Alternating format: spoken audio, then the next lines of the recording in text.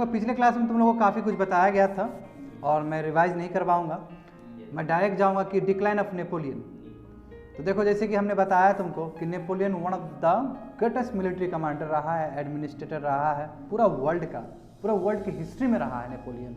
Napoleon का नाम बहुत बड़ा है यूरोप में, जानते हो तुम लोग क्यों? क्योंकि अपना करियर एक ऑर्डिनरी मिलिट्री ऑफिसर से स्टार्ट किया और उस पोजीशन पे पहुंचे हैं जहां सोचना भी बहुत दिक्कत वाली बात है ना। वो किंग बन गए एक तरह से। एक टाइम में जुलाई 1807 में पूरा यूरोप अंडर था जी, पूरा यूरोप को कंट्रोल करके रखे थे नेपोलियन, और इसका सुप्रीमेसी यूके ने भी एक्सेप्ट कर लिया था उस समय। याद है कोमल तुमको? Rise of Napoleon was fast, मगर ये तो बात मानना पड़ेगा कि नेपोलियन का जो उदय हुआ है, राइज हुआ है, बहुत तेजी से हुआ है, मगर डाउनफॉल उससे भी तेजी से हुआ है और फास्टर था। क्योंकि जब अक्टूबर 1813 का जो वार हुआ था उसमें नेपोलियन बुरी तरीके से पिट गया बैटल ऑफ लेपिज में, और उसके बाद जो और भी बैटल हुए हैं, बैटल ऑफ वाटरलू 1815, उससे तो ख़त्म नहीं हो गया। तो देखो 1813 में जो बैटल हुआ था ये कहीं ना कहीं जो किस्मत था, वास्ट एम्पायर तक का जो ऑक्यूपेंसी था नेपोलियन का, वो पूरी तरीके से ख़त्म हो गया।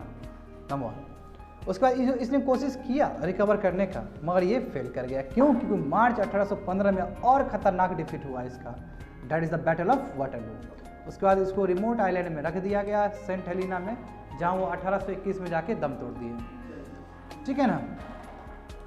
The downfall of Napoleon was not the result of any single factor. बताए थे एक कोई फैक्टर नहीं है, बहुत सारे रीजंस रहे हैं इसके। ठीक है। एक कुछ अपना इनहेरेंट कॉन्ट्राडिक्शन भी था, ये बता दिए थे तुम लोग क्लास में। पॉलिसी और एक्शंस का भी प्रॉब्लम था, और भी बहुत सारे, नेशनलिज्म ये बताए थे पिछले क्लास में। ठीक है ना, हाँ बताए थे पिछले क्लास में। देखो नेपोलियन अपने आप को बोलता था कि हम फ्रेंच रेवोल्यूशन का बेटा है, फ्रेंच रेवोल्यूशन की वजह से हम आए हैं गद्दी पे, मगर जो आइडियाज़ था फ्रेंच रेवोल्यूशन का, ठीक उससे विरोध काम किया है। ठीक है, तुमको मिला, उसको थोड़ा हेल्प कर दो। उसके बाद देखो नेपोलियन क्या किया, रिवर्स किया और इसी आइडिया को दबा दिया उसने। जिस आइडिया से वो राइज किया उसी आइडिया को नीचे कर दिया उसने। ठीक है। लिबर्टी बताओ एक इंपॉर्टेंट प्रिंसिपल था, कहाँ रखा? जब मोर देन 20 लोग गैदर होते थे तो पकड़ लिया जाता था, अरेस्ट कर लिया जाता था उसको। तो ये सब चीज़ जो उसके एक्शंस और पॉलिसी थे वो कहीं ना कहीं डिटरमेंटल साबित हुआ उसके उदय के लिए भी। समझ रहे हो ना? हाँ, तो उसका उदय जो हो रहा था वो तो हुआ, मगर इस तरह का जो जबरदस्ती वो थोपने का प्रयास किया उसी से गिरा है वो। एक साइड नेपोलियन फर्टर्निटी पे विश्वास दिलाता था, एक तरफ वार और बैटल्स में कंटिन्यूसली वो इंगेज रहता था। तो दोनों अलग डबल स्टैंडर्ड वाला बात हो गया ये। उसके बाद नेपोलियन कहता था, फिर दिखाता था लेविस फेयर में फ्री ट्रेड मार्केट, जो आज तुम लोगों को बताया गया अप्रिसिएशन और डिप्रिसिएशन क्लास में, कि पूरी तरह का सप्लाई और डिमांड मार्केट के हिसाब से होगा। तो जब ऐसा था तो आप कंटिनेंटल सिस्टम ही क्यों लाए? वो क्रश कर गया आपका विचारधारा से। नेपोलियन ने स्वीकार किया इक्वलिटी पे, जहाँ तक सवाल हो। तो उस समय भी तुम्हारा ये जो सेमी नोबिलिटी जो था उसको, उस तबका को तो रखा उसको, उस तरह का क्यों? वही बात है, बढ़िया क्लास को साथ में रखना पड़ता है। तो इक्वलिटी ऑन द पेपर ही रहा। समझ रहे हो बात को ना? तो मेरिट एक इंपॉर्टेंट आइडियाज था फ्रेंच रेवोल्यूशंस का, नेपोलियन ने इसको वायलेट कर दिया, क्योंकि अपना ही ब्रदर्स को और अपने ही रिलेटिव्स को उसने अपॉइंट किया। जैसे स्पेन का एक क्लासिकल एग्जाम्पल था तुम लोग के साथ, और जहाँ से स्पेन आल्सो शुरू हो गया था। डेमोक्रेटिक इंस्ट्रूमेंट जैसे कि प्लेबिसाइट्स कितना इंपॉर्टेंट था फ्रांस में नेपोलियन तक को उदय करने, क्योंकि प्लेबिसाइट हुआ तभी ना नेपोलियन गया है। नेपोलियन को तो सभी ने हरी झंडी दे दिया था कि यही आदमी है जो करेगा हमारे लिए, मगर वही प्लेबिसाइट का बाद में दुरुपयोग किया गया। बात समझो। एट द सेम टाइम क्यों? क्योंकि जितने भी इलेक्टेड बॉडीज थे सबको डिप्राइव कर दिया आपने। प्लेबिसाइट तो पूरी तरीके से एक डेमोक्रेटिक इंस्टीट्यूशन का रिफ्लेक्शन हुआ। हाँ, उसी का एक प्रतीक है, उसी का एक प्रतिबिंब है, उसी का एक इमेज है। समझ रहे हो ना? अब बाद में जब तुम आया साम्राज्य पे आया, साम्राज्य को तहस नहस कर दिया। जितने भी तुम्हारे लोकल बॉडीज पे जितने भी इलेक्टेड मेंबर्स थे सबको खत्म कर दिया, और अब तुम अपॉइंटमेंट कर रहे हो तुम, तो तुमने तो खत्म कर ही दिया सिस्टम को। समझ गए बात को ना? जो इकोनॉमिक हार्डशिप फेस कर रहे थे फ्रेंचमैन, यही कारण था कि नेपोलियन ऊपर गया, मगर जो वार और बैटल नेपोलियन कर रहा है फिर से दिक्कत होगा। क्यों? क्योंकि एक्सपेंडिचर जो नेपोलियन का आता है मिलिट्री के लिए कहाँ से आता है? लोग का टैक्स से आता है। तो दिक्कत तो हुए हैं। अब रोल ऑफ नेशनलिज्म, अब पिछले क्लास में बताए थे इसलिए हल्का रिकैप करवा दे रहे हैं, ठीक है ना। आज पूरा खत्म ही कर देंगे जो बात है। नेशनलिज्म देखो, नेशनलिज्म बहुत इंपॉर्टेंट रोल प्ले किया है नेपोलियन को उदय करने में।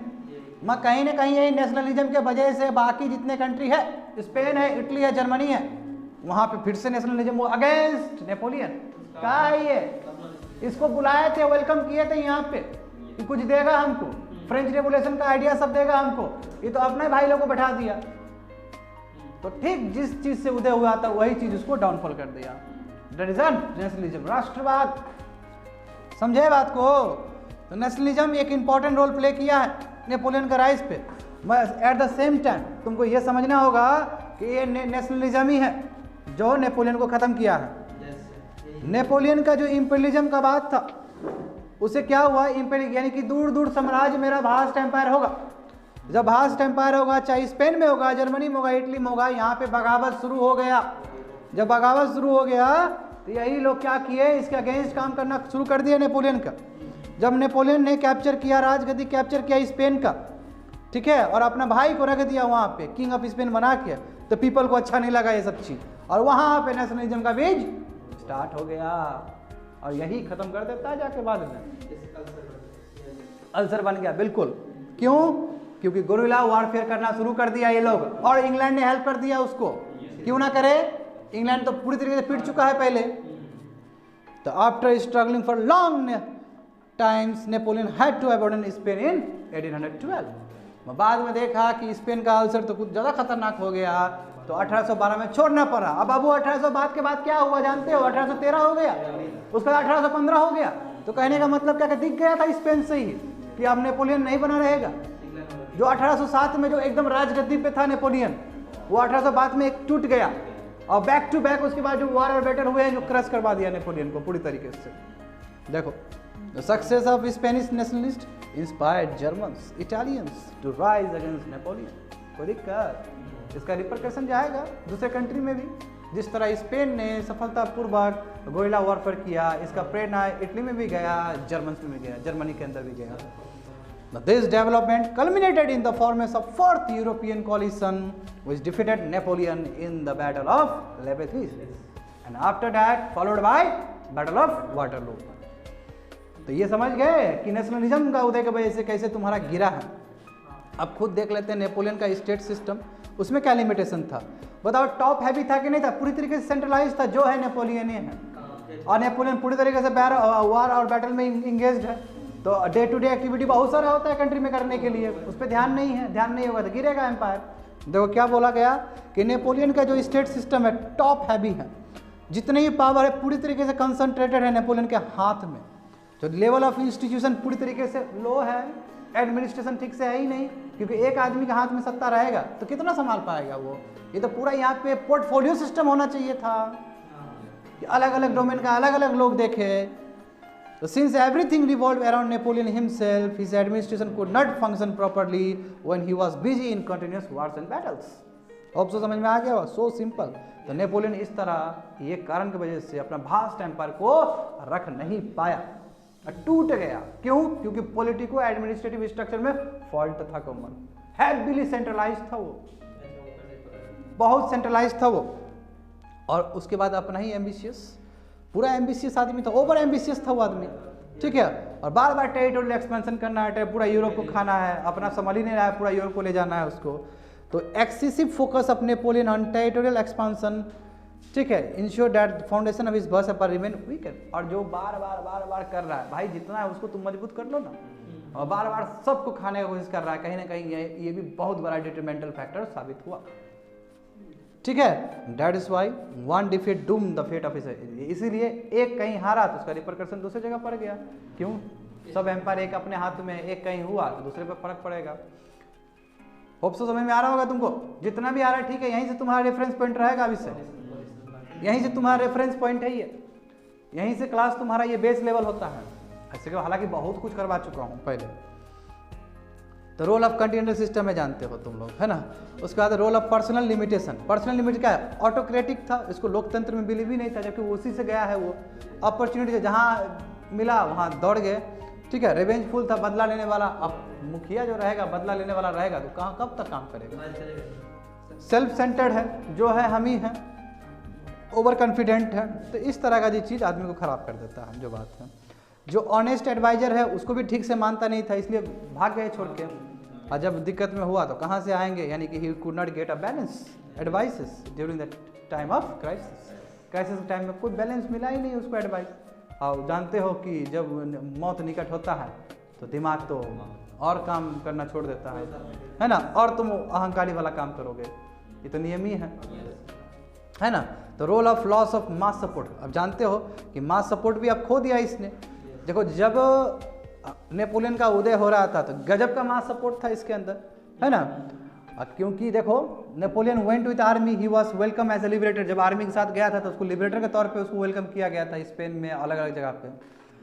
अब यही तो मास सपोर्ट की वजह से उसका विक्ट्री दिख रहा था, पावरफुल एनिमीज के अगेंस्ट उसका विक्ट्री आराम से हो गया, क्योंकि मास सपोर्ट था। मगर नेपोलियन जब अपने पीक पे था तो वो सप्रेसिव बनना शुरू हो गया, ही टर्न्ड सप्रेसिव। और उसके बाद उसने कॉमन मास का कोई सफरिंग ही नहीं समझा। क्यों? Because of the continental system. Continental system से पूरी तरीके से क्या दिक्कत हुआ कि अब जो गुड्स जो प्रोवाइड किए जा रहे थे यूके से, बंद हो गया। जब बंद हो गया तो लोग त्रासदी हो गया, दिक्कत हो गया लोगों को, तो पीपल उसके अगेंस्ट बगावत शुरू हो गया, मास सपोर्ट खत्म हो गया। और यही तो टाइम था कि कोलिशन बना, फोर्थ यूरोपियन कोलिशन बना और लपेट दिया उसको, बर्बाद हो गया वहाँ से वो। तो ये क्वेश्चंस के बारे में जिक्र किए थे ना कॉमन हम लोग, हाँ, नेपोलियन हिमसेल्फ। हाँ, अब वेना कांग्रेस होगा, है ना। तो वेना कांग्रेस के बारे में भी तुम लोग तो हल्का फुल्का जान ही रहे हो बढ़िया से। तो बात करते हैं यहाँ पे। देखो अक्टूबर 1813 में जो लेविलिस में हुआ था, इसमें फोर्थ यूरोपियन कोलिशन में, ठीक है, उसी के अंदर तुम्हारा मेटेनिक बन गया था, ठीक है, एक्चुअल में। और यूरोपियन ऑर्डर वही 1815 का, जानते हो, क्योंकि 1815 में वाटरलू में हारा है, ठीक है। इसमें 3 फाउंडेशन प्रिंसिपल्स थे, बताऊंगा क्या क्या था। Principle of legitimacy, principle of balance of power और प्रिंसिपल ऑफ रिवार्डिंग विक्टर। जो जीता उसको कंपनसेशन दो। फ्रांस हार गया, नेपोलियन हार गया, तो नेपोलियन कंपनसेट करेगा इसको। अब देखो लेजिटिमेसी मतलब क्या होता है, किसका कानून व्यवस्था होना चाहिए। लेजिटिमेट क्या है, लॉ के हिसाब से कौन होगा, तो वही बॉर्बन डायनेस्टी, फिर से बॉर्बन डायनेस्टी को फिर से लौटा दिया गया, ठीक है।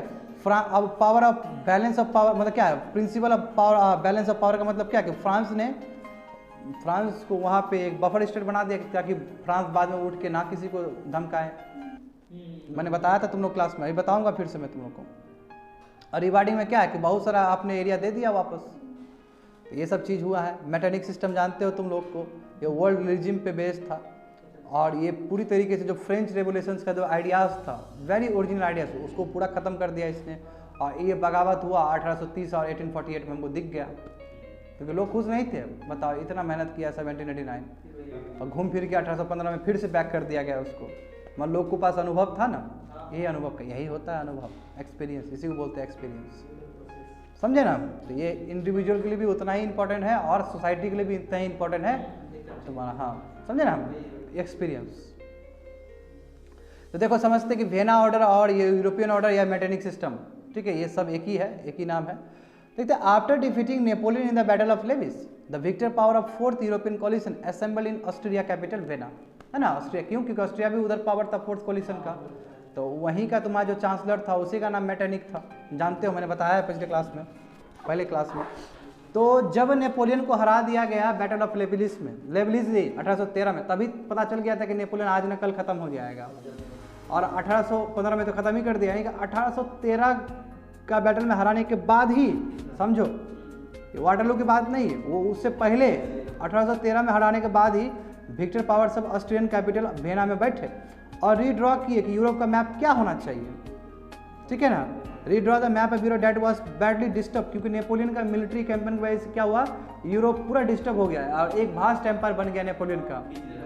तो 1813 में बैठ के ये लोग खींचने लगा। और जर्मनी का बताए थे, जर्मनी का खींच नहीं पाया क्योंकि पता ही नहीं चला कि जर्मनी कितने स्टेट्स में थे, इसलिए एज इट इज उसको 39 में रखा गया, जो कि बाद में जाकर बिस्मार्क फायदा उठाता है इससे, क्योंकि उधर पर्सिया राइज कर गया था। याद आ रहा है सभी चीज, होप सो कोमल याद होगा तुमको। देखो ऑस्ट्रिया चांसलर जो प्रिंस मेटरनिक थे, जो मैंने बताया था, was the head of the Vienna Congress. ये 1813 में सभी चीज हो रहा है। इंपॉर्टेंट रोल प्ले किया था कि क्या होगा, क्या प्रोविजंस होंगे वेना ऑर्डर का, दैट इज़ वाई इसी को मैटेनिक ऑर्डर कहा जाता है उसके नाम से, क्योंकि जो मुख्य निर्माता थे इस सिस्टम का, यूरोप ऑर्डर का, ये कौन थे? मैटेनिक थे। मैटेनिक आदमी का नाम है, ठीक है। तो जब news of return of Napoleon was received by the leaders, बोला कि नेपोलियन फिर से रिटर्न हो रहा है, तो अब देखो क्या हुआ, leaders of fourth European coalition mobilise this force once again, बोला कि करो, अभी हारा नहीं है ये, अब इसको हराना होगा बढ़िया से, और ठीक है, बोला कि वो आ गया युद्ध के लिए फिर से, ठीक है ना। एंड अब नेपोलियन को बैटल ऑफ वाटरलू में हरा दिया गया। आफ्टर एक्साइलिंग हिम, उसको रिमोट आइलैंड में फेंक दिया गया, तब वहाँ से वेना कांग्रेस को इम्प्लीमेंट किया गया, उसको प्रोविजंस को इम्प्लीमेंट किया गया। बात समझे एक्चुअल में कैसे हुआ था? ये लोग को लगा कि लेपेलिज में ही हम हरा चुके हैं, ऐसा नहीं हुआ, वो फिर रिटर्न हो गया, ठीक है। अब इस बार पूरा क्रश ही कर दिया गया उसको, और जो भी 1813 में जो समझौता हुआ था अब 1815 के बाद लागू होगा, समझ गया? ये एक्चुअल में हुआ था। तो क्या क्या हुआ देखो, इसमें तुम्हारा 3 फंडामेंटल प्रिंसिपल्स रहेंगे, principle of legitimate rule, principle of balance of power और प्रिंसिपल ऑफ रिवार्डिंग विक्टर्स। तो देखते हैं ये सभी चीज़ क्या है। In accordance with the principle of legitimate rule, इसके पहला प्रिंसिपल के हिसाब से बात करें तो ओल्ड डायनेस्टी जो ओवरथ्रो कर दिया था फ्रेंच रेवोल्यूशन ने, उसको फिर से रिस्टोर करो, यानी कि बॉर्बन डायनेस्टी को करो। जो लुइस 16 थे उसी का जो चौड़ा लोग होगा उसी को रखो, तो उसी का खून एक्सेप्ट करेगा, बाकी खून एक्सेप्ट नहीं कर सकता है। तो बॉर्बन डायनेस्टी देखो रिस्टोर हो गया फ्रांस में, कहाँ स्पेन में भी और साउदर्न इटालियन में भी, क्योंकि ये पहले भी रहते थे यहाँ पे। बॉर्बन डायनेस्टी का पहले भी साम्राज्य था दूसरी जगह पे भी, समझे? तो साउदर्न इटली में, साउदर्न इटली का जो साउदर्न, क्योंकि इटली जानते हो बहुत फ्रैगमेंटेड था। इटालियन यूनिफिकेशन तुम लोग को हल्का फुल्का तो बता ही चुके हैं हम, है ना, मैं इस पर्सपेक्टिव से बता चुके हैं, ऑप्शन में तुमको और ज़्यादा जानना पड़ेगा। तो देखो बॉर्बन डायनेस्टी क्या रिस्टोर हुआ फ्रांस में, स्पेन में, साउदर्न इटली की बात करा, क्योंकि देखो नीचे था ना बॉर्बन डायनेस्टी था, याद करो, और वो भी नेपेल और सिसली में, नेपल्स और सिसली में। ऑरेंज डायनेस्टी रिस्टोर कर दिया गया नीदरलैंड में, दैट इज होलैंड, उस समय होलैंड कहा जाता था। सबॉय डायनेस्टी रिस्टोर कर दिया north Italian kingdom of Piedmont और सर्डिना। इटली जो था ना जी, इस पर कितना बात चला था इटली का, याद करो, गरीबल्डी सब आए थे, कॉबियर सब आए थे, मैजिनी सब आए थे, याद करो सभी चीज़। तो देखो कैसे वहाँ पे रहा, कैसे यहाँ से बीज बोया गया फिर से, यानी कि कैसे बॉर्बन डायनेस्टी फिर से लौट के आ रहा है। जब बॉर्बन डायनेस्टी लौट के आ रहा है तो उस समय कौन से डायनेस्टी अलग अलग जगह थे, वो भी उसी भी चीज़ को भी रिकवर किया गया फिर से, तो सबको पहले वाला सिस्टम पे लौटाया गया, क्योंकि अब तो कोई एक सिंगल पावर रहा ही नहीं यूरोप में। जब सिंगल पावर नहीं रहा तो डायनेस्टी फिर से लौटा दो सभी को। Are you getting me little bit? कि पूरा हाँ अभी बाउंस जाएगा, क्यों? क्योंकि you are reading 80 page and you know nothing, समझे ना। तो अब जो आएगा रेफरेंस पॉइंट इसके बाद, आज खत्म कर देंगे इसको, अब जब रेफरेंस पॉइंट आएगा वर्ल्ड हिस्ट्री का, then you can understand. Till being मतलब फॉर टाइम बीइंग, ठीक है ना, हैव पेशेंस, हैव फेथ, ठीक है। अभी सिविल सर्विस का क्लास करने का मजाक है क्या, है ना? अभी तो सब खाली और कर जाएगा तुमको, और उसमें खाली बैट में खाली विकेटे में लगेगा, ठीक है ना। देखो अब देखो उतना ही नहीं, अब तुम यहाँ से तुमको समझ में आया कि बाबू इटली का हाल ऐसा क्यों था। तो यहाँ से तुमको पता चलेगा कि इटली का जो हाल हुआ है बिकॉज ऑफ द मैटेनिक सिस्टम, और कितना जद्दोजहद करना पड़ा इटली को फिर से यूनिफाई करने में। देखो क्यों बोला था कि rule of pop was restored in central Italy, समझो, यानी कि मैटेनिक से कितना रिलेटेड है उसका उस सिस्टम से। The rule of princes associated with Austrian dynasty was restored in northern Italian kingdom of Modena, तुस्किमेनिया, ये बहुत सारा एरिया में। तब फिर से तुम्हारा प्रिंसेस जो ऑस्ट्रियन डायनेस्टी उसको भी करवा दिया, क्योंकि ऑस्ट्रिया का ऊपर साम्राज्य था, हाँ, तो वहाँ पे भी फिर से प्रिंसेस को रखवा दिया ऑस्ट्रियन डायनेस्टी का। By using the principle of balance of power, यानी कि समझ गए पहला वाला लेजिटिमेट रूल, यानी कि हर एक जगह यूरोप का इंपॉर्टेंट जगह पहले वाला सब साम्राज्य रख दिया गया। अब दूसरा देखते हैं, अब बैलेंस ऑफ पावर में क्या हुआ। देखो by using the balance of power France was surrounded with the ring of powerful state. अब फ्रांस को क्या कर दिया कि उसको बफर, अगल बगल बफर क्रिएट कर दिया गया कि फ्रांस बाद में उठ के अटैक कर ना करे, बाद में जाके हो सकता है नेपोलियन टाइप का फिर कोई लीडर आ जाए और फिर फ्रांस आगे बढ़ जाए। तो फ्रांस को क्रश करने के लिए रिंग ऑफ पावरफुल स्टेट बना दिया अगल बगल, समझे, कि any French aggression could be countered successfully, यदि कोई फ्रांस फिर से उठ के आए, क्योंकि फ्रांस अभी बहुत एक्टिव स्टेट में है, इसने बहुत कुछ देखा है, यू नेवर नो, क्या भरोसा फिर राइज करके फिर तबाह कर दे। तो इसको बफर बनाया रहा अगल बगल, समझ रहे हो बात को ना। अब देखो इसके लिए क्या किया गया कि पिडमेंट और सर्डिना वर स्ट्रेंथन, ठीक है, बाय गिविंग गानो। आप देखो पिडमेंट और सर्डिना को और मजबूत बना दिया। गेनाउ तुम्हारा जो फ्रांस का एरिया था उसको दे दिया गया। तुम मैप देख सकते हो, इटली और फ्रांस जुड़ा है कि नहीं जुड़ा है, ऊपर देखो मैप। तो एक जगह तुमको इटली को दे दिया गया, नॉर्दर्न इटली को। Belgium was merge with Holland, Belgium देखो, बेल्जियम ऊपर है कि नहीं है, बेल्जियम को मर्ज कर दिया गया नीदरलैंड से, ठीक है, जानते हो ना बेल्जियम, तुम लोग देखे हो ना बेल्जियम। जाओ जल्दी से मैप दिखाओ जल्दी से बेल्जियम का। बेल्जियम मर्ज कर दिया गया होलैंड के साथ, नीदरलैंड के साथ, दिख रहा है, जर्मनी के आसपास देखो, नीदरलैंड देखो, हाँ बगल में देखो, बेल्जियम दिखा। हे भगवान, फ्रांस के ऊपर देखो जरा, हाँ कहीं नीदरलैंड है वो तो ऊपर, हाँ दोनों को मर्ज कर दिया गया, ठीक है, ताकि बफर स्टेट बना सके वो फ्रांस का, कि फ्रांस डायरेक्ट अटैक ना करे, समझे। तो देखो वही बोला कि बेल्जियम को मर्ज कर दिया गया होलैंड, जा सकते हो। Rhineland was given to Prussia, Rhineland जो तुम्हारा फ्रांस ने लिया था वो पर्शिया को दे दिया गया, ताकि वो क्या करे, it could act as a sentinel in north against French aggression, यानी कि नॉर्थ में एज ए बफर काम करे वो, समझ गए। यानी कि बहुत सारा एरिया क्या किए, फ्रांस का ले लिए और उसको बफर स्टेट क्रिएट करने का प्रयास किया गया कि कोई भी एग्रेशन हो तो यहीं से काउंटर कर देंगे इसको, समझे। अब देखो थर्ड प्रिंसिपल देखो, जो प्रिंसिपल ऑफ रिवार्डिंग विक्टर्स, अब क्या है कि गिव पर्सिया टू, दे दिया गया पर्सिया का, पर्सिया एरिया दूसरे को देना पड़ा तुम्हारा, ठीक है, फिफ्थ ऑफ द सर्वाई और बहुत सारा, छोड़ो ये कोई जरूरत नहीं है। टू गिव रसिया, रसिया क्या क्या देना पड़ा, to give Russia Finland, most of Poland और तुम्हारा बेस्मानिया, एक बहुत सारा एरिया को देना पड़ा। टू रिस्टोर ऑस्ट्रियन डोमिनेंस, फिर से ऑस्ट्रियन डोमिनेंस जर्मनी में लाया गया, ठीक है, और फिर से बहुत सारा जगह को फिर से दे दिया गया, यानी कि फ्रांस का बहुत सारा जगह को अलग अलग कंट्री में दे देना पड़ा जी, हार गए तो आपको देना ही पड़ेगा ना।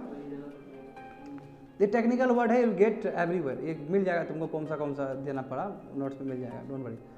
Critical examination of Metternich system, तो मैटेनिक सिस्टम या यूरोपियन ऑर्डर जो हुआ है इसका तुम किस तरह देखोगे, किस तरह व्याख्या करोगे। देखो जो मैटेनिक सिस्टम था 1815 का, created by leaders of vena conference, was anti liberty, है ना, एंटी लिबर्टी था, एंटी इक्वलिटी था, एंटी डेमोक्रेसी था, एंटी नेशनलिज्म था, ये पूरी तरीके से ओल्ड रिजिम पे बेस्ड था। सही बात है ना, क्योंकि बॉर्बन डायनेस्टी फिर से रिवाइव की है ना। जो लीडर्स है वेना कांग्रेस के, वो रिप्रेजेंटेटिव है एंशिएंट रिजिम्स के, क्योंकि वो तो वही चाहता था कि पहले वाला सिस्टम ही रहे, कोई बगावत ना हो, जैसे फ्रेंच रेवोल्यूशन की वजह से इतना कुछ हो गया इसी बीच। तो every possible effort was made, हर एक संभव प्रयास किए जा रहे थे कि यूरोप को फिर से प्रो 1789 पे लौटा दें हम। फ्रेंच रेवोल्यूशन से पहले जो था यूरोप, उसको स्टेटस को मेंटेन किया जाए। फ्यूडलिज्म, एरिस्टोक्रेसी, डेस्पोटिक मोनार्की फिर से लाओ, फिर से रिस्टोर कर दिया गया यूरोप में। Since vena order was anti people था, इससे क्या हुआ, स्ट्रॉन्ग सेंस ऑफ रिसेंटमेंट लोग के दिमाग में, दिलों में शुरू हो गया, और यही चीज़ तुमको देखने को मिल जाता है 1830 और 1848 में। इसलिए 1830 और 1848 का रेवोल्यूशन केवल फ्रेंच रेवोल्यूशन नहीं है, ये यूरोपियन रेवोल्यूशन, हाँ बताए थे तुम लोग को। दो vena order was an attempt, कोशिश तो किया गया था कि कटन्स करे, यानी कि एज को पीछे धकेल दे, फ्रेंच रेवोल्यूशन से पहले वाला एज पे ले जाए। मैं एट द सेम टाइम आपको ये भी समझना होगा कि इसने कहीं ना कहीं एक नया यूरोप में एक नया एज का भी आगाज कर दिया इनडायरेक्टली। अब नया एज क्यों, अब नहीं सहेगा यूरोप वाला लोग, क्योंकि वो स्वाद ले चुका है, चख चुका है डेमोक्रेसी का, रिपब्लिक का। बाय गिविंग गेनाउ जो इटलियन स्टेट्स को आपने दिया है, पिडमोंट और सर्डिना का जो था, ये एक सिग्निफिकेंट रहा है वेना ऑर्डर का, ठीक है। इससे कहीं ना कहीं इटालियन यूनिफिकेशन में हेल्प हुआ है। जब पिडमोंट और सर्डिना जब राइज कर रहे थे तो उस समय गेनाउ एरिया बहुत कारगर साबित हुआ था इटली को यूनिफाई करने में। तो कहीं ना कहीं जो यूरोप का जो उदय हुआ, उसके बाद यूरोप अलग उदय होना, मतलब अलग अलग जगह उदय होना ना, इटली अलग बनना, जर्मनी अलग बनना, है ना, अलग अलग बनना। तो कहीं ना कहीं ये जो मैटेनिक सिस्टम इसमें हेल्प किया है। क्यों, क्योंकि आप हटा दिए, सबको तोड़ दिए, तो अलग अलग कंट्री आप राइज किया है, जो कि अच्छी बात है। तो अब देखो इसमें क्या बोला कि the Vienna Congress of 1815 could not reconvert 39, मगर देखो मैंने बोला ना जो राइन कॉन्फेडरेसी से तुम्हारे जो 39 स्टेट्स बना था जर्मन्स के लिए, वो ओरिजिनल 300 स्टेट्स में नहीं आ पाए। क्यों? क्योंकि 1815 में कोई जान ही नहीं रहा था कि कितने नंबर ऑफ स्टेट्स थे, क्या बाउंड्री था जर्मनी का, पता ही नहीं चला, इसलिए एज इट इज़ रख दिया गया, उसको 39 स्टेट्स में रख दिया गया जर्मनी को। By allowing 39 state to exit, जो आप अलाउ कर दिए कि ठीक है आप 39 स्टेट ही रहेगा, तो लीडर्स ऑफ वेना कांग्रेस क्या किया, तो बोला कि चलो यही वेना कांग्रेस ने ही एक्चुअली फर्स्ट यूनिफिकेशन जर्मनी का वहाँ पर कर दिया, और यही 39 को एक स्टेट बना देता है। बाद में जाके बिस्मार्क जैसे जो लीडर आते हैं, जो शताब्दियों में 2 शताब्दी या 3 शताब्दी में ऐसे लीडर जन्मते हैं, इसलिए इनका तुलना हमारे सरदार वल्लभ भाई पटेल से भी होता है। बहुत बड़े लीडर बिस्मार्क, बहुत बड़ा लीडर था जी बिस्मार्क जर्मनी के लिए। तो वही बोला कि first stage of German unification तो ये खुद ये मेटरनिक नहीं कर दिया था, तो इन फ्यूचर बिस्मार्क आएगा और 39 स्टेट को पर्सिया से मर्ज कराएगा और वहाँ से जर्मन यूनिफिकेशन शुरू हो जाएगा। कितना बढ़िया बात कहा है, देख रहे हो। तो यहाँ हम समझते हैं कि क्या क्या घटना घटे हैं। तो 1813 में बहुत सारा चीज़ हुआ, जानते हो। अब जो 1815 में डाउनफॉल हुआ है नेपोलियन का, उसके बाद देखो लुइस कौन सा आया है, ये ब्रदर, इसका ब्रदर था जी, लुइस 18 आ गया, थ्रोन पे रखा गया। इसको कोई मतलब नहीं स्टेट अफेयर्स से, ठीक है। इनएक्टिव रूलर था ये, absolute monarch along in name, absolute monarch था ये। 1824 में मर गया ये। इसके ब्रदर आए, चार्ल्स 10 आए हैं इसके ब्रदर, ठीक है, जो चाहते थे कि ओल्ड ग्लोरी फिर से मेंटेन किया जाए बॉर्बन डायनेस्टी का। मैं बहुत देर हो चुका था जी, ठीक है। क्यों? क्योंकि इसने 4 ऑर्डर इशू किया था, 4 ऑर्डर, वो लोग को अच्छा नहीं लगा। देखो हाउस ऑफ डिप्टी डिजॉल्व कर दिया गया, ये और ऑटोक्रेटिक बनना चाह रहा था, ठीक है।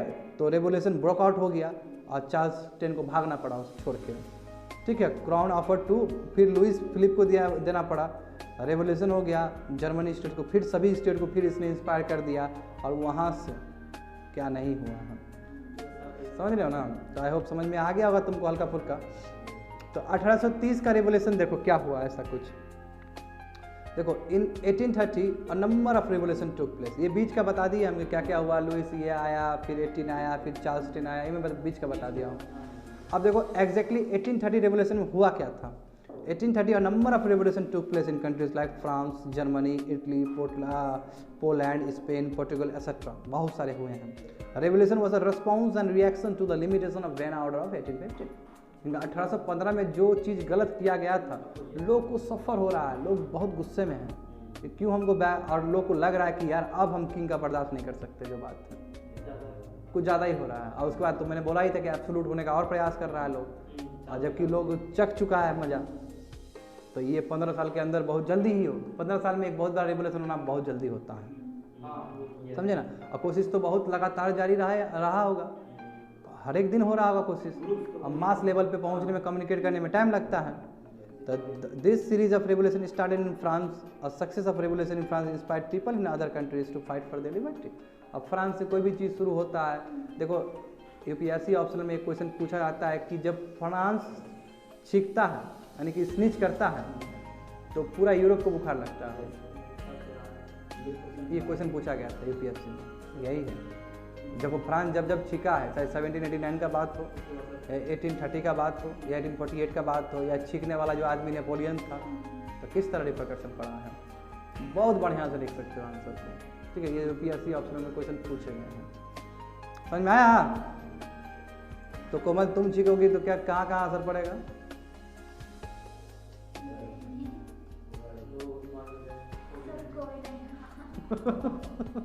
चलो एनीवे, तो सर्कमस्टेंसेस क्या क्या कारण रहे होंगे कि जिसकी वजह से 1830 का इतना बड़ा क्रांति हो गया।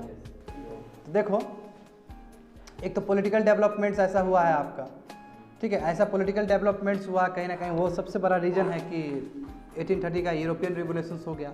इसमें क्या क्या ऐसे हुए हैं देखो। Direct and indirect effects of French revolution of 1789 had established ideological leadership of France in whole world. देखो डायरेक्टली इनडायरेक्टली बोलो कि जो फ्रेंच रेवोल्यूशन के बाद जो फ्रांस का उदय हुआ, कहीं ना कहीं फ्रांस को तो हरी झंडी मिल गया कि लीडर तो आप ही हो, जो करिएगा उसी हिसाब से यूरोप का भविष्य तय होगा।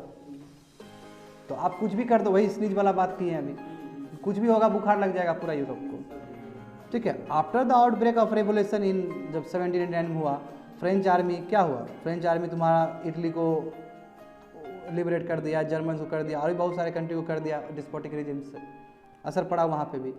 1813 और 15 में भी कॉमन मास यूरोप का सपोर्ट कर रहा था किंग को अगेंस्ट नेपोलियन। तो ये सब एक ही साथ हुआ है कि ये होप से कि किंग अप्रिशिएट करेगा इसको, इसके इच्छा और आकांक्षा को पूर्ति करेगा, ऐसा कुछ नहीं हुआ। वेना ऑर्डर उसके बाद 1815 का आता है जो कि बोलता है कि ओल्ड मोनार्की ही रहेंगे। तो ये जो होप्स थे कॉमन मासेस का पूरी तरीके से शटर डाउन हो गया, बर्बाद हो गया पूरी तरीके से। क्यों? क्योंकि तो डेस्पोटिक है, एरिस्टोक्रेटिक है और फ्यूडल आउटलुक है। इसी चीज़ को ख़त्म करने के लिए इतना जद्दोजहद चला, आप फिर वही दे दिए और हम इसलिए आपको सपोर्ट किए थे नेपोलियन के अगेंस्ट। क्वेश्चंस तो आएंगे इस तरह का, जैसे अभी मोदी जी के ऊपर आता है ना कि कांग्रेस को हटाने के लिए हमने आपको इतना किया, फिर तो आप कांग्रेस से भी ज़्यादा डेस्पोटिक कर दिए, तो हम काय करेंगे, और फिर से कांग्रेस को लाया जाएगा। तो ये चलते रहेगा, पब्लिक बुड़बक बनते रहेगा बीच में, ऐसा नियम ही है। होता है कि नहीं होता है? अभिषेक समझ में आ रहा है तुमको? हाँ, बोलते रहो, अब किस दिन तुमको भी धता बता देंगे हम, जो कि तुम पहले से है। देखो, sufferings of people under Vienna order compelled them to look towards France once again for the guidance. ये जो सफरिंग्स है because of the Vienna order of 1850, ये कहीं ना कहीं फिर से पूरा यूरोप को मजबूर किया कि एक बार फ्रांस को देखो, अब फ्रांस जो करेगा वही आप भी करोगे, क्योंकि फ्रांस ही लीडर रहा है आपका। ठीक है, गाइडेंस के लिए जी, इंस्पिरेशन के लिए जी, लीडरशिप के लिए। दैट इज़ वाई लोग कहते हैं कि जब रेवोल्यूशनरी डेवलपमेंट जो फ्रांस में होता है, used to trigger revolution in whole of the Europe. वही जो भी रेवोल्यूशन बगावत होता है फ्रांस में, वो पूरा यूरोप में होता है, देखने को मिलता है क्रांति। Because of the impacts of France on European countries, Austrian chancellor Prince में राइटली कमेंटेड एट, वही तो बोले, जब फ्रांस सीखता है तो पूरा यूरोप को कोल्ड लगता है। वाह, तो मैटरनिकी बोला था ये चीज़, समझ रहे हो ना। और यूपीएससी बहुत इंटरेस्टेड होता है ये सब चीज़ पूछने में, समझ गए बात को ना। होप से समझ में आ रहा होगा तुम लोग को। अब लुईस 16 देखो हुआ क्या, तो पॉलिटिकल डेवलपमेंट्स बोले थे ना, अब सबको जस्टिफाई करेगा इस हमारे नोट्स में, जस्टिफिकेशन होगा कि क्यों पॉलिटिकल डेवलपमेंट्स ऐसा हुआ कि 1830 का हो गया, 1848 का हो गया। देखो अब क्या हुआ, Lewis 18 was placed on the throne by the victor powers of fourth coalition। European fourth coalition क्या, लुईस उसका जो भी चेंगड़ा लोग था उसको खोज को लाया कि हाँ चलो ये इसी का खून है, लुईस 16 का खून है, रखो, रख दिया। He did not take much interest in the history, कोई मतलब ही नहीं है, रंगीला निकला ये भी। He was a absolute monarch, but क्या है, लार्जली इंडियन, बस नाम के लिए एब्सोल्यूट मोनार्क है, बस नाम के लिए। The system created bye Napoleon continued under, जो सिस्टम क्रिएट किया था नेपोलियन ने वो भी यही लेके गया, कोई बिना चेंज किए हुए, अपना दिमाग तो था नहीं इसका। Because of this restoration of government dynasty did not affect common masses in French much, but people did not oppose it. तो इसलिए जो नेपोलियन का ही सिस्टम चला था, इसलिए नेपोलियन ने कुछ नहीं किया, मतलब लोगों ने कुछ नहीं किया, क्योंकि नेपोलियन का भी जो सिस्टम था लोग उससे प्रभावित हो चुका था। Are you getting me? क्योंकि नेपोलियन ने बहुत कुछ ऐसा बनाया था जो कि पीपल को बहुत पसंद था, और यूरोप में अभी तक चलता है वो चीज़, है ना, जो कि तुम्हारा नेपोलियनिक कोड 1804 का बताए थे, तो अभी तक चलता है। तो चूंकि इसको लेगेसी में मिल गया, नेपोलियन का बनाया हुआ चीज़ उसको मिल गया, तो उसको कैरी फॉरवर्ड किया, तो पीपल ने अपोज नहीं किया फ्रांस में, बोला कि ठीक है आप कर रहे हो जैसे तैसे। अब क्या होता है, अब कुछ ऐसे घटना घटते हैं देखो। मगर जब 1824 में लुईस 18 मर गया तो उसको सक्सीड किया चार्ल्स 10। ये नया किंग कुछ ज़्यादा ही एम्बिशियस निकला, ठीक है ना, ये ज़्यादा एम्बिशियस, और ये चाहता था कि हम ग्लोरी, बॉर्बन डायनेस्टी का ग्लोरी लेके आए, यानी कि नेपोलियन का कोई बात नहीं होगा, हम पहले वाला अपना ग्लोरी लाएंगे, नेपोलियन जो किया फेंक दो उसको अब। तो देखो क्या किया इसने क्या किया, टू अचीव द ऑब्जेक्टिव, ठीक है, बाय किंग चार्ल्स, इसने 4 ऑर्डर्स किए 26 जुलाई 1830 को, 4 ऑर्डर। ये ऑर्डर क्या क्या था, dissolution of house of deputy, जो डिप्टी जो कि इलेक्ट होके जाते हैं लोअर हाउस ऑफ पार्लियामेंट में, popularly elected lower house of parliament, deputy उसको बोलते हैं कि जो इलेक्ट होके जा रहा है उसको डिजोल्व कर दिया, हाउस ऑफ ड्यूटी, यानी कि लोकसभा टाइप का कह सकते हो, उसको डिजोल्व कर दिया। Changes in electoral system to increase control of king, electoral system पे चेंजेस ताकि किंग का दबदबा बना रहे, ठीक है। Reduction in number of voters, voters का रिडक्शन करना, और curtailment of liberty of press को घटा देना। बताओ, चारों चीज इसका माथा मारी था, विपरीत बोलते हैं ना, विपरीत बुद्धि वो बला हो जाता है, क्या बोलते हैं, क्या प्रभाव है, विनाश काल विपरीत बुद्धि, वही हुआ इसका। इसको लगा कि लोग तो खुशी है हमारे गुरुजी से, चार्ल्स 18 से, ठीक है ना, चार्ल्स टेन आया, वो लुइस 18 से खुश है, हम आए और हम अपना पावर बॉर्बन डायनेस्टी का हम ग्लोरी बढ़ाएंगे, 4 ऑर्डर कर दिए, उसमें पूरा कटेल। अब आदमी को गुस्सा आ जाएगा। देखो क्या हुआ, as soon as the news of this order issued by the king come out public, ठीक है, जैसे ही आया पैलेस पे आया, लोगों के पास आया, रेवोल्यूशन तुरंत पेरिस से शुरू हो गया, जहाँ से स्टार्ट हुआ था पहले, फिर पेरिस से। पेरिस गढ़ है जी, देखो दिल्ली में क्यों पहुँचता है प्रोटेस्ट करने के लिए, गढ़ है वो। तो प्रिंस चार्ल्स को भागना पड़ा और ये ऑफर करना पड़ा फिलिप ऑफ ऑर्लेंस डायनेस्टी, दूसरे डायनेस्टी को देना पड़ा कि आप संभालो, आप अब हमारी बस की बात नहीं है, अब हम भाग रहे हैं यहाँ से, ठीक है। जब दौड़ाएगा आदमी पब्लिक तो बाबू अच्छा आदमी का हालत ख़राब हो जाता है, ठीक है ना। ये तो समझेंगे कि डेस्पोटिक था, नेपोलियन जैसा आदमी का हालत ख़राब हो गया था, ये सब चीज़ क्या है, समझे। तो success of revolution in France, आप जैसे 1830 का तो बगावत तो खतरनाक हो गया, तुरंत इम्पैक्ट कर जाता है तुम्हारा स्पेन को, पोर्टुगल को, बेल्जियम को, पोलैंड को, जर्मनी को, इटली को। और इन दिस वे हम कहते हैं कि 1830 का जो जुलाई रेवोल्यूशन है वो पैन यूरोपियन कैरेक्टर था उसके अंदर, क्योंकि यूरोप में फिर से उसने जो 1789 में किया था वही चीज़ हरकत दे दिया। तो बोलना वाजिब है कि यदि फ्रांस छिकता है या स्नीच करता है तो पूरा यूरोप को ठंडा लगता है। तो कितना बढ़िया बात है। तो सिग्निफिकेंस क्या हुआ, मगर तुमको ठंडा नहीं लगता है। तो देखो सिग्निफिकेंस क्या हुआ, इम्पैक्ट क्या पड़ा इसका, कि जो जुलाई का जो रिवोल्यूशन हुआ था 1800, वो फर्स्ट मेजर अटैक है वेना ऑर्डर का 1815 का, है ना, कि आपका जो सिस्टम आपने फिर से बॉर्बन डायनेस्टी को किया या अलग अलग फिर से ओल्ड रिजिम लाया, हमको पसंद नहीं है जो बात था, ये उसका अटैक था। नंबर ऑफ प्रोविजंस बनाया गया, ठीक है, और number of provisions of the system created by Vienna were changed by this revolution, क्योंकि बदलना पड़ा आफ्टर ऑल, क्योंकि लोग नहीं खुश हो गए तो बदलना पड़ेगा आपको। जब मोदी जी जब फार्म लॉ लेके आए तो लोग आया तो बोला ना कि 1.5-2 साल तक हम इसको सस्पेंड में रख देंगे, आश्वासन दिया गया मुझसे कि हम MSP खराब नहीं करेंगे, तो आपको लाना पड़ेगा। लोग यदि उठ जाए तो आपको चेंज करना पड़ेगा, कोई दूसरा उपाय नहीं, क्योंकि आप पीपल का रिफ्लेक्शन है, पीपल से बड़ा नहीं है आप पीपल का नौकर है, सर्वेंट है आप, और पीपल आपको पावर दे रहा है, ये मोनार्क नहीं है, पीपल आपको पावर दे रहा है चलाने के लिए। देखो तो चेंजेस लाना पड़ा, बॉर्बन डायनेस्टी को फिर से उखाड़ फेंक दिया और ऑर्लियंस डायनेस्टी को इस्टेब्लिश किया गया, जहाँ पे फिलिप्स को दिया गया था मौका। ये मैसिव अटैक है, लेजिटिमेट रूल जो कि कांग्रेस ऑर्डर ने किया था, कांग्रेस ऑफ वेना ने किया था, क्यों, उसने तो बॉर्बन को किया था, और चार्ल्स टेन क्या किया, दूसरे को राजगद्दी देके, दूसरे डायनेस्टी को राजगद्दी देके भाग गया वहाँ से। समझ में आ रहा है ना सभी, ऑर्लियंस डायनेस्टी को दे दिया। और लिबरल कॉन्स्टिट्यूशनल मोनार्की अब फ्रांस में आया, यानी कि अब लिबरल है, संवैधानिक पोस्ट वाला, ये ऑर्लियंस वाला, तो ये फ्रांस में आया, स्पेन में आया, पोर्टुगल में आया। देखो तुरंत असर पड़ गया तुम्हारा दूसरे डायनेस्टी सब में, दूसरे कंट्री में भी। बेल्जियम ने डिक्लेयर किया कि हम हॉलैंड के साथ नहीं रहेंगे, काहे, हमको वेना ऑर्डर में किया ना, बेल्जियम को हॉलैंड के साथ मर्ज कर दिया, अलग बन गया, अलग तोड़ दिया वहाँ से, और अभी तक अलग है वो, अभी तक अलग है वो।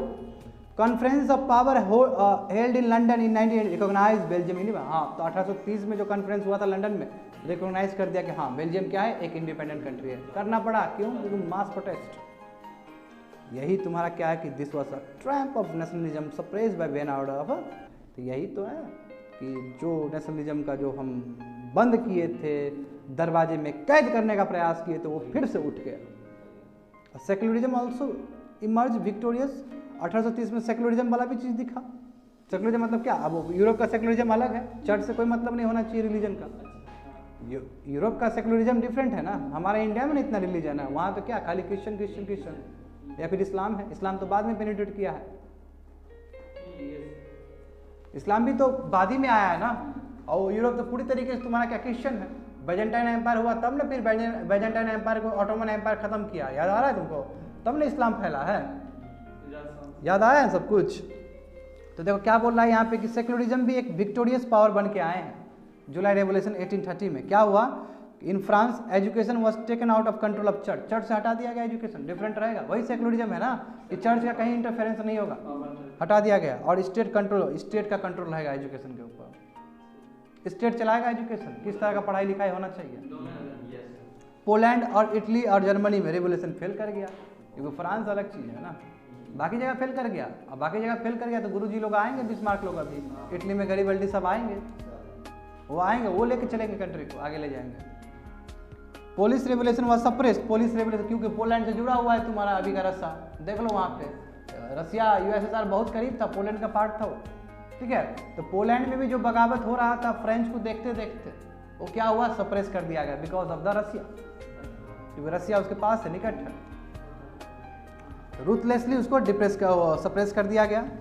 जर्मनी और इटली में रिवोल्यूशन हुआ सप्रेस, ऑस्ट्रियन चांसलर ने सप्रेस कर दिया वहाँ पे, ठीक है, बाय सेंडिंग ऑस्ट्रियन फोर्सेस, क्योंकि ऑस्ट्रियन फोर्सेस सेंड करके, क्योंकि मैटरनिक थे उसको उस समय हेड, उसने भेज के सप्रेस कर दिया जर्मनी। बाद में देखो ये सब आगे बढ़ा है, यानी कि फ्रांसी केवल बताओ, इस बार भी फ्रांसी हीरो बना है, असर पड़ा, मगर इधर सब वो हो गया, दब गया, मगर ये नहीं दबने वाला है भाई, जो बात है ये नहीं मानने वाला किसी का, यानी कि पूरा यूरोप का नेतृत्व किया है तुम्हारा फ्रांस ने। यही कारण है कि फ्रांस का हिस्ट्री हर एक वर्ल्ड में पढ़ाया जाता है, ये रीजन है, क्योंकि इतना बड़ा कंटिनेंट को एक किसी ने प्रेरणा दिया है, समझ रहे हो ना बात को, तो इतना इंपॉर्टेंट हो जाता है फ्रांस रेवोल्यूशंस।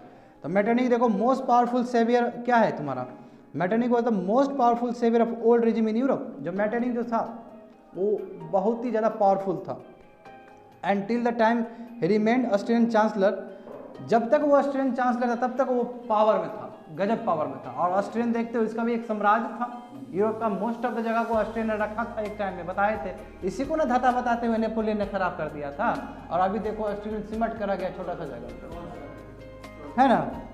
तो as and when any challenge used to emerge in front of world regime, Metternich used to send Austrian forces. यदि पहले सेटअप के हिसाब से, पहले बोरबन था, अलग अलग जगह पे था, यदि यहाँ पे कोई छेड़छाड़ करने का प्रयास करता था तो तुरंत ही ऑस्ट्रियन फोर्सेस भेज देता, बोलता खत्म करो, क्योंकि वो चाहता था कि पहले एज इट इज पहले वाला ही रहे, ताकि हम भी पावर एंजॉय करते रहे। That is why it is commented that Metternich was a necessary man for tired and timid generation of old regime. बोला कि जो ओल्ड रिजिम, जो थका हुआ मरा हुआ जो ओल्ड रिजिम चल रहा था, उसका सबसे इंपॉर्टेंट फैक्टर कोई था तो मैटरनिक था। क्यों?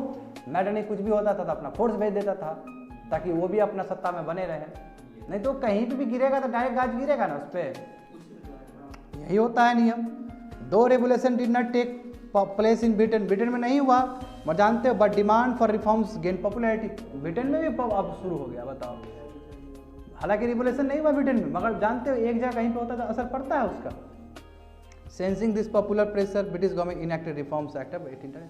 प्रेशर हो रहा है तो ब्रिटिश गवर्नमेंट को भी अपने कंट्री के लिए करना पड़ा 1832 में, और इंडिया में भी 1832 में बहुत सारे हरकत हो रहे हैं। हाँ बिल्कुल, बहुत अच्छा पकड़ा, समझो, हाँ बहुत बहुत सही।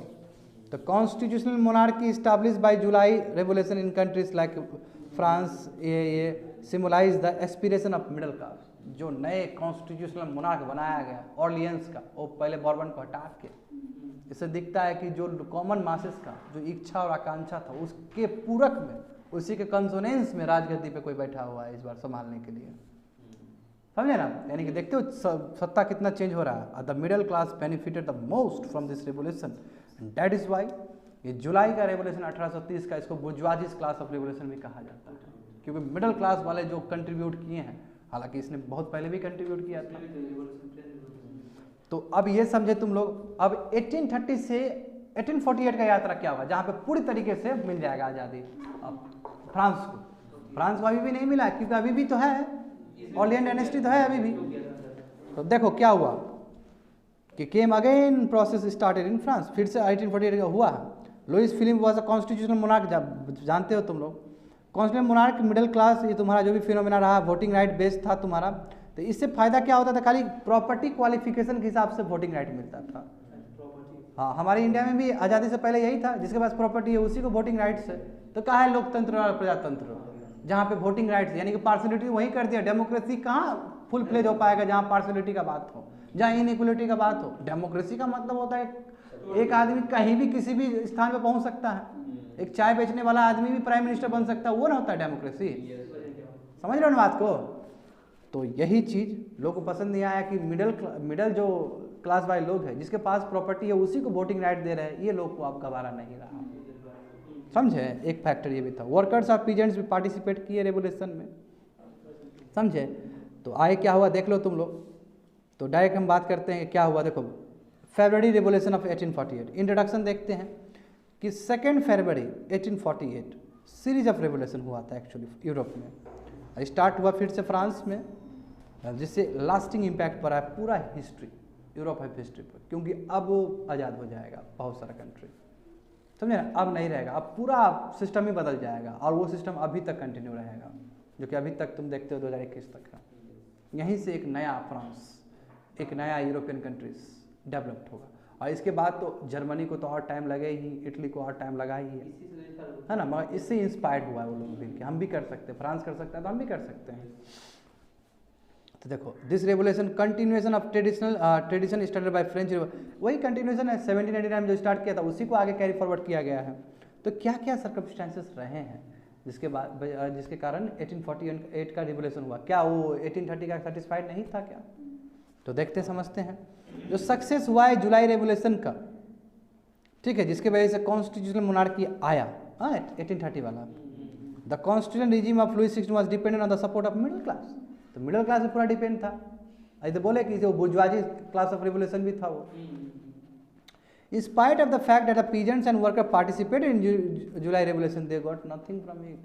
Peasants में भी सपोर्ट किया। जानते हो मास रेवोल्यूशन जब तक आदमी करेगा नहीं करेगा तो मास रेवोल्यूशन होगा नहीं। तो जो मिडिल क्लास वाले को तो फायदा हुआ, and what about the peasants, what about the agriculturist, जो नीचे वाले लोग सब हैं, उसको तो कोई फायदा नहीं मिला। ये तो बगावत करेगा, जबकि सबसे ज़्यादा जनसंख्या इन्हीं लोग का है, तो ये लोग गुस्सा करेगा, बोलेगा मिडिल क्लास वाला भी हमको ठग लिया। समझ रहे हो ना? In constitutional monarchy voting rights were granted on the basis of property qualification, property के बेसिस पे दिया, यानी कि मिडिल क्लास वाला मार लिया वोटिंग राइट्स, और पीजेंट्स लोग फंस गए, वर्कर्स लोग फंस गए। तो एग्रीगेरियन और इंडस्ट्रियल क्राइसिस जो हुआ था फ्रांस में और भी बहुत सारे कंट्रीज में यूरोप का, ये बहुत इंपॉर्टेंट रोल प्ले करवाया 1848 का रेवोल्यूशन, क्योंकि इंडस्ट्रियल क्राइसिस है, लोग खा नहीं रहे हैं, उसके बाद बोल रहे कि यार हमारे पास पैसा नहीं है, हमारे पास प्रॉपर्टी नहीं, बताओ हमारे पास वोटिंग राइट भी नहीं है, यानी कि कंट्री का आएगा भविष्य क्या होगा वो भी हम नहीं चुन सकते। तो तब तो हम तो बेकार हो गए, तो हमारा कंट्री में रहने का फायदा क्या है? कुछ नहीं है, चलो रेवोल्यूशन करते हैं। एक तुमको मजबूर कर दिया जाता है ना, घर में मर रहा था, बाहर सड़क पे जाकर मर जाओ, बात तो बराबरी है। समझ रहे हो ना बात को? तो इन रूरल एरियाज देखो क्या क्या हुआ है, किस तरह हरकत हुआ। रूरल एरियाज में देखो पॉपुलेशन वाज इंक्रीजिंग रैपिडली, क्योंकि रूरल एरियाज में होगा ही, रूरल एरियाज में इंडस्ट्री वगैरह है, तो पॉपुलेशन का ग्रोथ ज़्यादा होता है। देखो बेगूसराय कंपेयर करो, कितना पॉपुलेशन है कि नहीं है यहाँ पे। The agrarian distress caused by the diseases, potato blight and natural calamities caused of famine like situation in many parts of Europe. उसमें बाबू ये पोटैटो प्लाइट हो गया था। पोटैटो मतलब बर्बाद पूरी तरीके से अनाज। अब पोटैटो सबसे स्टेबल फूड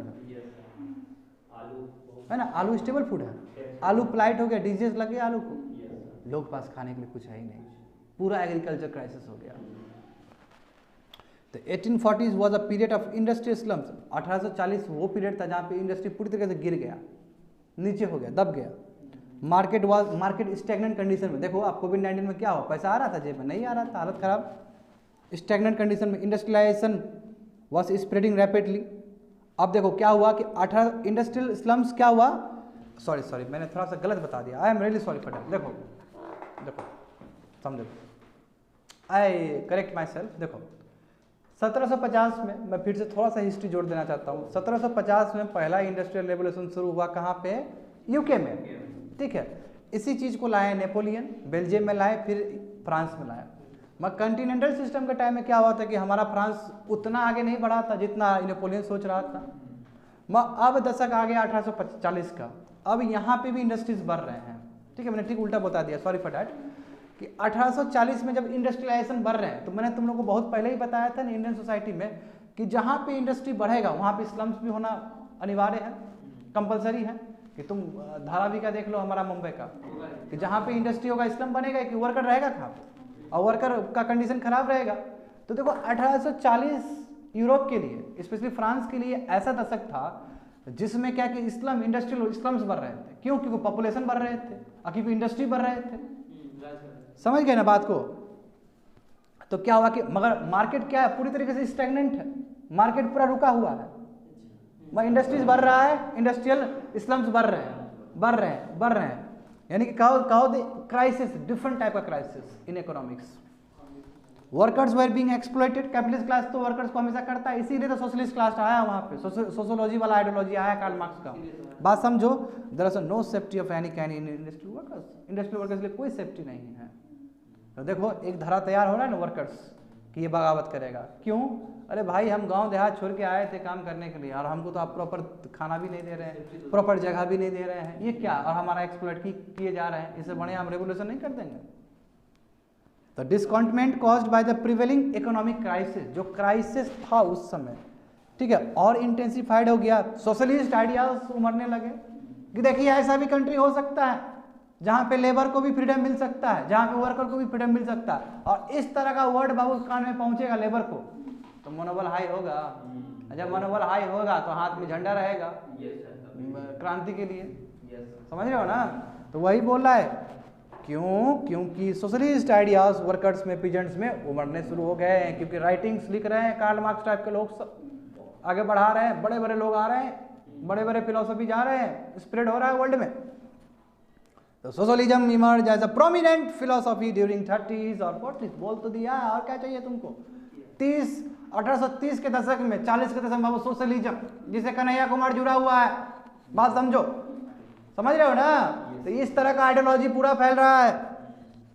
क्यों? क्योंकि एक से एक इंटेलेक्चुअल आए हैं उस समय। तुम्हारा रॉबर्ट ऑर्फेंस आए हैं, सिमोन्स आए हैं, लुइस ब्लैंक आए, ये सभी चीज आए हैं। इससे पहले गुरुजी कार्ल मार्क्स थे। This prevailing socio-economic crisis triggered agitations and demonstrations in France and other parts of the country or Europe। तो यही हुआ है, ये सोशो इकोनॉमिक क्राइसिस था और इस तरह का विचारधारा दोनों का गजब का मिश्रण के वजह से क्या हुआ कि डेमोन्स्ट्रेशन होना शुरू हो गया फ्रांस में, जहाँ पे बहुत बड़ा इंडस्ट्रियलाइजेशन बन चुका है, जहाँ पे इंडस्ट्रियल स्लम्स हो चुके हैं, और भी जो भी कंट्री इंडस्ट्रियल रेवोल्यूशंस में आगे बढ़ रहे थे उस पर भी इम्पैक्ट पड़ना शुरू हो गया ये चीज़। The most important demand raised by the agitator in France was extension of franchising। हमको भी दो वोटिंग राइट, मिडिल क्लास के लिए नहीं है, हमको भी है, हमने भी बढ़ चढ़ के हिस्सा लिया है, हमको भी मिलना चाहिए।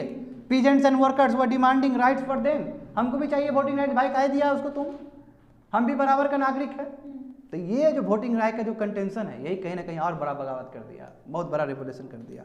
देखो क्या हुआ, 2 फरवरी 1848 को एक डेमोन्स्ट्रेशन पूरा पेरिस पे, पेरिस देखो वही बात है, with the demand of extension of franchise. देना होगा, नहीं चलेगा, अब देना होगा, थक गए हम।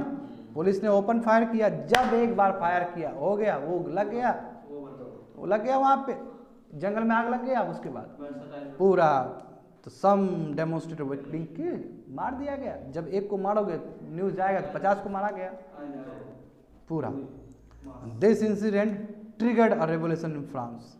King Louis Philippines abdicated and France was declared. वो छोड़ दिया अपना राजगद्दी को, भगा दिया, और वहाँ फ्रांस को डिक्लेयर किया कि फ्रांस रिपब्लिक रहेगा, यानी कि चुन के जाएंगे नेता। अब कोई नहीं जाएगा, बॉर्बन डायनेस्टी का नहीं होगा, ऑर्लियन डायनेस्टी का नहीं होगा, अब कोई भी जाएगा वहाँ पे वोटिंग राइट थ्रू जाएगा, वहाँ सबको वोटिंग राइट मिल गया। तो इस तरह हुआ है। मजाक है क्या? मजाक है क्या? ये फ्रांस का रिवोल्यूशन है। बताओ प्रोसेस हुआ कि पढ़ाना भी एक प्रोसेस हुआ कि नहीं हुआ? कब से पढ़ा रहे तुम लोग को? ये तो क्लियर इंडिकेशन है कि ये प्रोसेस ही है।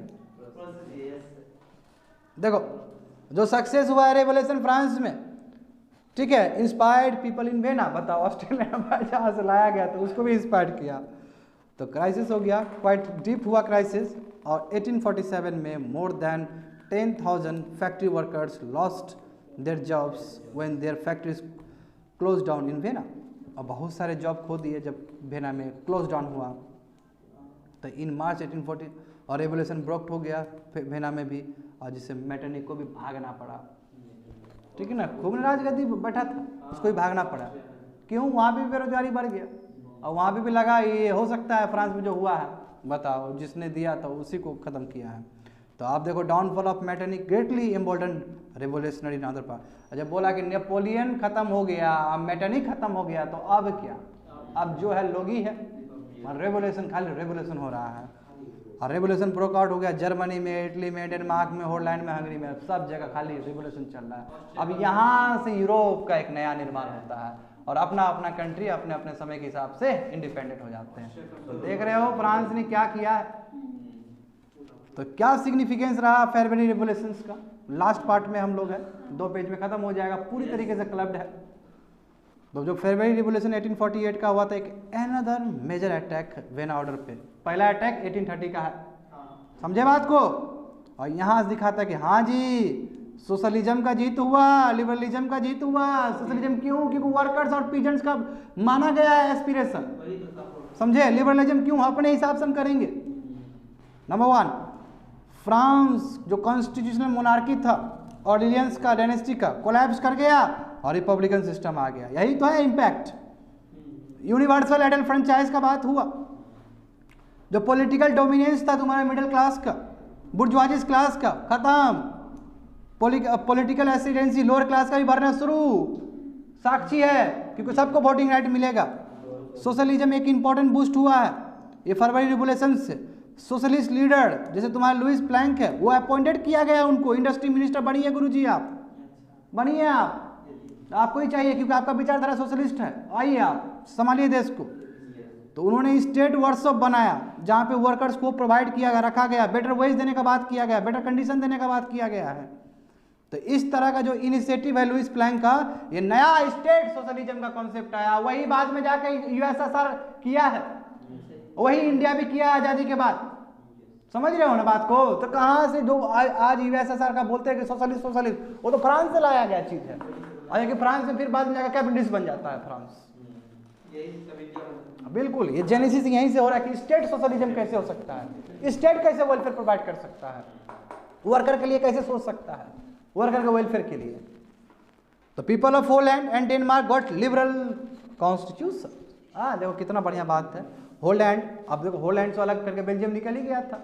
होलैंड का भी अपना संविधान, लिबरल संविधान, डेनमार्क का भी अपना संविधान। एब्सोल्यूट मोनार्की रिप्लेस कर गया कॉन्स्टिट्यूशनल रिजिम में, खत्म। अब कोई नहीं मोनार्की चलेगा। Liberal constitutional regime came into existence. बताओ आया कि नहीं आया? पर्शिया में आ गया, पिडमंट सडीना में आ गया, जो कि बहुत बाद में हेल्प किया है। जाके पर्शिया में किया तो पर्शिया जाके जर्मनी को मिला देगा एक साथ। बिस्मार्क आएंगे अभी। तो हंगरियंस was internal autonomy with this one internal autonomy. जो हंगरियंस जो लड़ रहे थे अपने कंट्री के लिए, वो भी जीत गए। यानी कि हंगरी बना है, ऊपर लिखा तो है फ्यूडल सिस्टम वाइप्ड आउट, खत्म कर दिया गया होल यूरोप में। क्या है फ्यूडल सिस्टम? क्या लाया फिर मेटरनिक करके खत्म, फुल खत्म।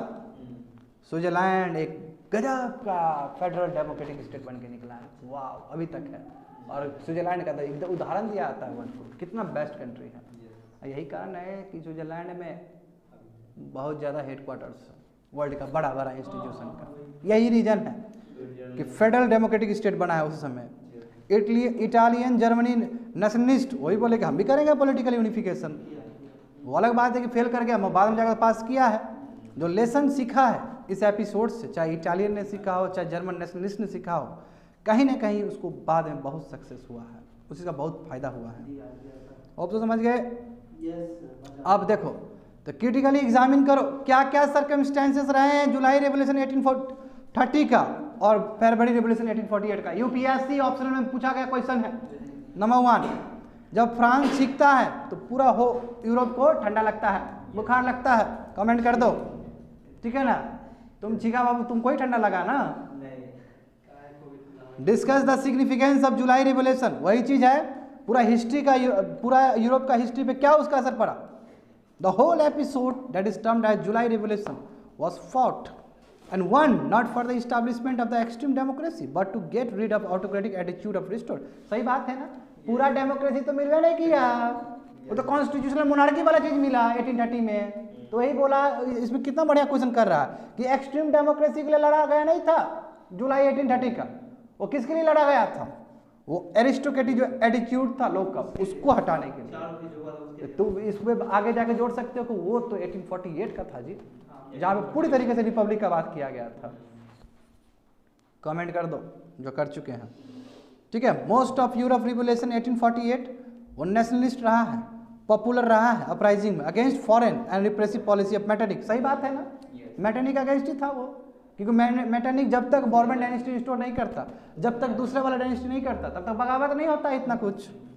डिस्कस हाउ एग्रीगेशन क्राइसिस ने कोशिश किया कि 1848 का रेवोल्यूशन हो जाए। जानते हो लड़े हम भी 1830 का, हमको कहाँ वोटिंग राइट्स मिला, हमको कहाँ मिला सोशलिस्ट प्रिंसिपल। 1848 में मिलेगा हमको। तो वो चीज़ दिखा तुमको। मेटरनिक नेसेसरी आदमी है जो टायर्ड है, थका हुआ है, फिर भी ओल्ड रिजिम को लेकर चल रहा है। क्यों 1848 में भागना पड़ा उसको दौड़ के? Many of the problems confronted by Europe in 19th century had their guns in the works of Congress of Vienna. वही तो बोल रहा है कि बहुत सारे प्रॉब्लम्स को जो 19वीं सदी में जो झेल रहे थे यूरोप, उसका कंट्रीब्यूटर कोई है तो मैटरनिक सिस्टम है। कमेंट कर दो, बस इतना ही था। ये आगे का है, इटालियन यूनिफिकेशन इसके बाद होगा। Be happy, I have completed the process. आज खत्म कर दिए हैं, बी हैप्पी।